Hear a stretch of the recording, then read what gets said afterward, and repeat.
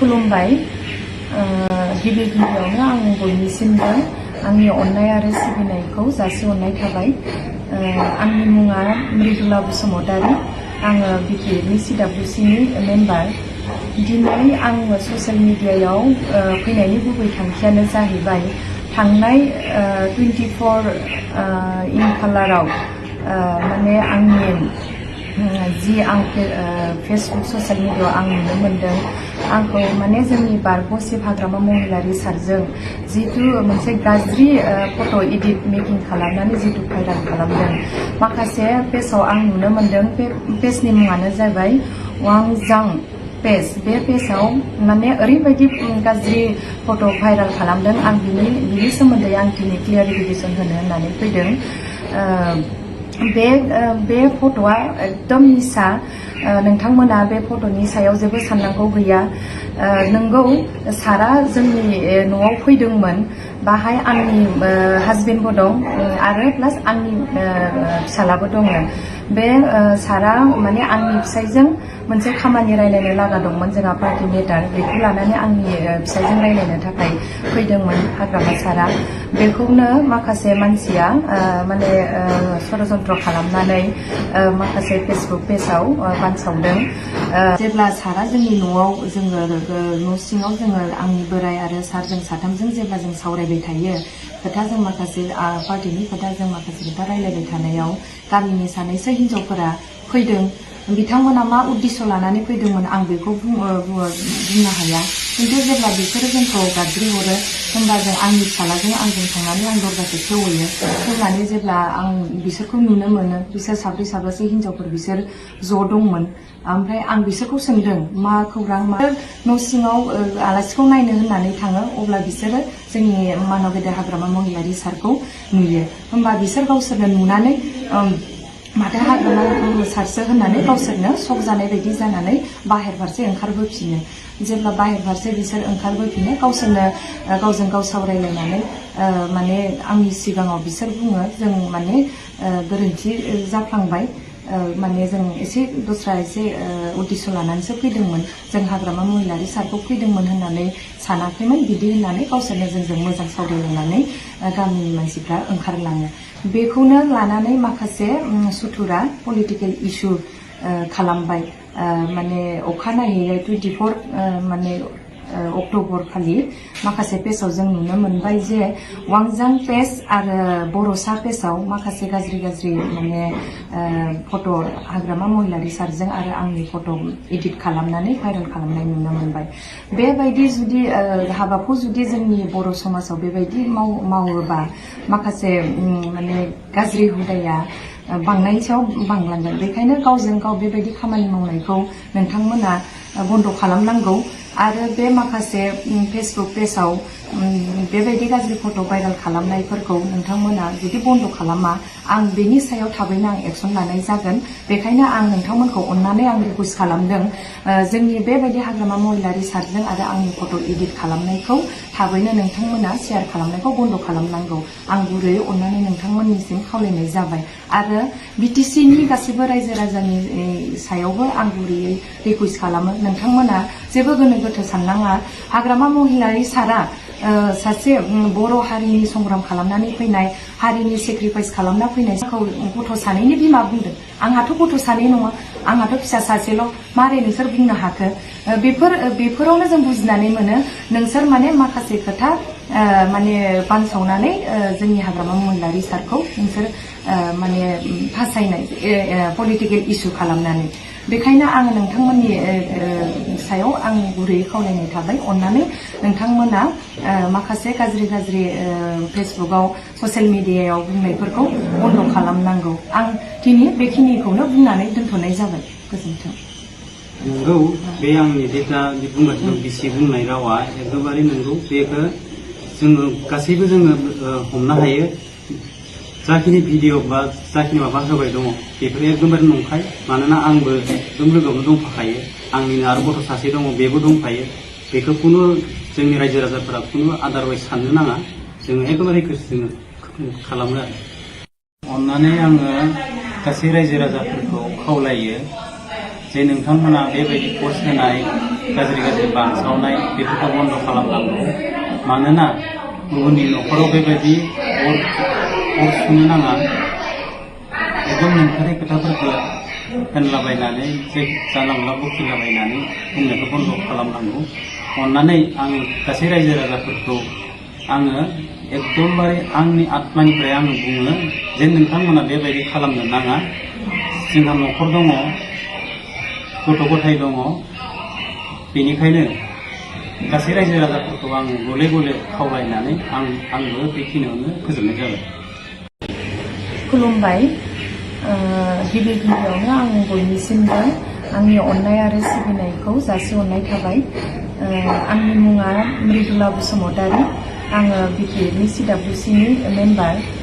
दिनै आङो ससियेल मिडियायाव फैनायनि गुबै थांखियानो जाहैबाय थांनाय 24 खालाराव माने आंनि जि आं फेसबुक ससियेल मिडियायाव आं नुनो मोनदों, आंखौ माने जोंनि बारग' शिब हाग्रामा महिलारि सारजों जितु मोनसे गाज्रि फट' इडिट मेकिं खालामनानै जितु भाइराल खालामदों। माखासे पेजाव आं नुनो मोनदों, बे पेजनि मुङानो जाबाय वांजां पेज। बे पेजाव माने ओरैबायदि गाज्रि फट' भाइराल खालामदों। आं बिनि सोमोन्दै आं दिनै क्लियारिफिकेसन होनो होननानै फैदों। बे फट'आ एकदम मिसा। नोंथांमोना बे फट'नि सायाव जेबो साननांगौ गैया। नोंगौ सारा जोंनि न'आव फैदोंमोन, बाहाय आंनि हासबेन्डबो दं आरो प्लास आंनि फिसालाबो दङ।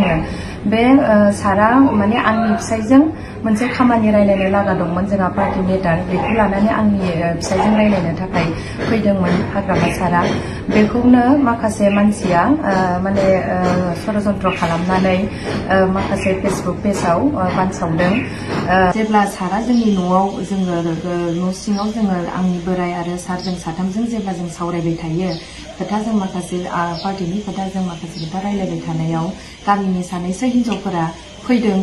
बिथांमोना मा उद्देश्य लानानै फैदोंमोन आं बेखौ बुंनो हाया। खिन्थु जेब्ला बिसोरो जोंखौ गाबज्रिहरो, होमबा जों आंनि फिसालाजों आंजों थांनानै आं दरजाखौ खेवहैयो। खेवनानै जेब्ला आं बिसोरखौ नुनो मोनो, बिसोर साब्रै साबासो हिनजावफोर बिसोर ज' दंमोन। ओमफ्राय आं बिसोरखौ सोंदों मा खौरां, मा उद्देश्य लानानै फैदों। जेब्ला बिदि सोङो, बिसोरो सोंदों नोंसोरनाव सोरबा आलासि दंफैयो नामा होनो। थिग बे टाइमावनो आं होनदों औ जोंनाव आलासि दंफैयो। बिदि बुंनाय लेखा बिसोरो आलासिखौ नायनो होननानै बुंबाय। आं होनबाय औ नायजायोथ'। जेब्ला बिसोरो न' सिङाव आलासिखौ नायनो होननानै थाङो, अब्ला बिसोरो जोंनि मानाव गेदेर हाग्रामा महिलारि सारखौ नुयो। होमबा बिसोर गावसोरनो नुनानै माथो हाग्रामा सारसो होननानै गावसोरनो शक जानाय बायदि जानानै बाहेर फारसे ओंखारबोफिनो। जेब्ला बाहेर फारसे बिसोर ओंखारबोफिनो, गावसोरनो गावजों गाव सावरायलायनानै माने आंनि सिगाङाव बिसोर बुङो जों माने गोरोन्थि जाफ्लांबाय, माने जों एसे दस्रा एसे उद्देश्य लानानैसो फैदोंमोन, जों हाग्रामा महिलारि सारखौ फैदोंमोन होननानै सानाखैमोन। बिदि होननानै गावसोरनो जोंजों मोजां सावरायलायनानै गामिनि मानसिफ्रा ओंखारलाङो। बेखौनो लानानै माखासे सुथुरा पलिटिकेल इस्यु खालामबाय। माने अखानायै 24 माने अक्ट'बर खालि माखासे पेजाव जों नुनो मोनबाय जे वांजां पेज आरो बर'सा पेजाव माखासे गाज्रि माने फट' हाग्रामा महिलारि सारजों आरो आंनि फट' एडिट खालामनानै भाइरेल खालामनाय नुनो मोनबाय। बेबायदि जुदि हाबाखौ जुदि जोंनि बर' समाजाव बेबायदि मावोबा माखासे माने गाज्रि हुदाया बांनायनि सायाव बांलांगोन। बेखायनो गावजों गाव बेबायदि खामानि मावनायखौ नोंथांमोना बन्द' खालामनांगौ। आरो बे माखासे फेसबुक पेजाव बेबायदि गाज्रि फट' भाइरेल खालामनायफोरखौ नोंथांमोना जुदि बन्द' खालामा, आं बेनि सायाव थाबैनो आं एक्सन लानाय जागोन। बेखायनो आं नोंथांमोनखौ अननानै आं रिकुवेस्ट खालामदों, जोंनि बेबायदि हाग्रामा महिलारि सारजों आरो आंनि फट' एडिट खालामनायखौ थाबैनो नोंथांमोना शेयार खालामनायखौ बन्द' खालामनांगौ। आं गुरैयै अननानै नोंथांमोननिसिम खावलायनाय जाबाय। आरो BTCनि गासैबो रायजो राजानि सायावबो आं गुरैयै रिकुवेस्ट खालामो, नोंथांमोना जेबो गोनो गोथो साननाङा। हाग्रामा महिलारि सारा सासे बर' हारिनि संग्राम खालामनानै फैनाय, हारिनि सेक्रिफाइस खालामना फैनाय सासे सुबुं बियो। दिनै बेखौ बेबायदि गाज्रि फट' इडिट खालामनानै भाइरेल खालामनाया बिराद लाजिनांथाव खोथा आरो आंखौबो सासे हिनजाव माहारि हिसाबै आंखौ बेबायदि फानसावनाया बिराद गाज्रि जादों। बेबायदि खामानिखौ जुदि मावबाय थायो होमबा समाजा बिराद गुबुंले जालांगोन। जोङो माने मोजां लामाजों आगान सुरनांगौआ बेबायदि लामाजों जुदि थांबाय थायोबा बुहुत समाजा गुबुंले जागोन। आरो आं मोनसे खोथाखौ आं बुंनो सानदों दिनै मोजां जुदि नोंसोरो रियेल घटनाखौ जुदि मिथिदोंमोनबा दिनै नोंसोर मोजाङै जुदि डिटेल्सखौ लायालासिनो दिनै आंखौ गथ' सानैनि बिमा बुंदों। आंहाथ' गथ' सानै नङा, आंहाथ' फिसा सासेल'। मारै नोंसोर बुंनो हाखो? बेफोरावनो जों बुजिनानै मोनो नोंसोर माने माखासे खोथा माने बानसावनानै जोंनि हाग्रामा महिलारि सारखौ नोंसोर माने फासायनाय पलिटिकेल इसु खालामनानै। बेखायनो आङो नोंथांमोननि सायाव आं गुरैयै खावलायनाय थाबाय, अननानै नोंथांमोना माखासे गाज्रि फेसबुकआव ससियेल मिडियायाव बुंनायफोरखौ बन्द' खालामनांगौ। आं दिनै बेखिनिखौनो बुंनानै दोनथ'नाय जाबाय। गोजोन्थों। नंगौ, बे आंनि जिथा बुंगासिनो बिसि बुंनाय रावा एकदमबारे नंगौ। बेखौ जोङो गासैबो जोङो हमनो हायो। जाखिनि भिडिअ बा जाखिनि माबा होबाय दङ बेफोर एकदमबारे नंखाय। मानोना आंबो एकदम लोगोआवनो दंफाखायो, आंनिनो आरो गथ' सासे दङ, बेबो दंफायो। बेखौ खुनु जोंनि रायजो राजाफोरा खुनु आदारवाइज साननो नाङा। जोङो एकदमबारे जोङो खालामो आरो। अननानै आङो गासै रायजो राजाफोरखौ खावलायो जे नोंथांमोना बेबायदि पस्ट होनाय गाज्रि बानसावनाय बेफोरखौ बन्द' खालामनांगौ। मानोना गुबुननि न'खराव बेबायदि अर सुनो नाङा। एकदम नंथारै खोथाफोरखौ होनलाबायनानै जे जानला मोनला बखिलाबायनानै बुंनायखौ बन्द' खालामनांगौ। अननानै आं गासै रायजो राजाफोरखौ आङो एकदमबारे आंनि आत्मानिफ्राय आङो बुङो जे नोंथांमोना बेबायदि खालामनो नाङा। जोंहा न'खर दङ, गथ' गथाय दङ। बेनिखायनो गासै रायजो राजाफोरखौ आं गले गले खावलायनानै आंबो बेखिनियावनो फोजोबनाय